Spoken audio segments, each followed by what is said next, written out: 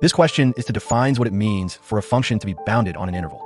Please subscribe to our YouTube channel Math Tutor 8285. Your subscription fuels the passion. Let's grow together. Thank you so much. On which of the following open intervals is the function defined as the absolute value of x times sine of the quantity x minus 2 divided by the product of x minus 1, and the square of x minus 2, bounded? Choose from 4 options. First step is to understand what it means for a function to be bounded.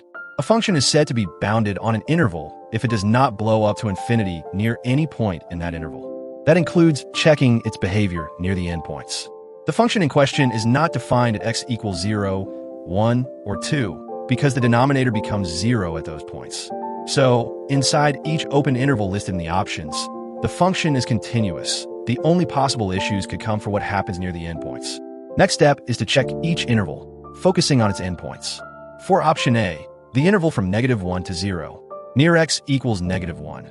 The function is continuous, so no issue there. As x approaches 0 from the left, the numerator approaches negative x times sine of x minus 2, which stays finite, and the denominator approaches x minus 1 times the square of x minus 2, which also stays finite and non-zero. Therefore, the whole expression tends toward a finite value, specifically negative sine of 2 divided by 4. That means the function is bounded on this interval. For option B, the interval from 0 to 1. As x approaches 1 from the left, the denominator goes to 0 while the numerator stays finite. So the function blows up to infinity. That means it is not bounded on this interval. For option C, from 1 to 2. As x approaches 2 from the left, again, the denominator approaches 0 while the numerator remains finite. This also causes the function to go to infinity, so it's not bounded here either. For option D, from 2 to 3. Same issue as before. As x approaches 2 from the right, the function grows without bound due to the denominator approaching 0. So this interval is also not bounded.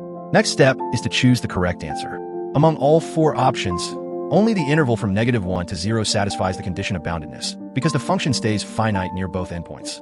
The correct choice is option A, the interval from -1 to 0. To check if a function is bounded on an open interval, always examine the limits at the endpoints. If the function stays finite as you approach those points, then it is bounded there. That's it for this question solving. This video is based on our math tutoring blog and class recordings.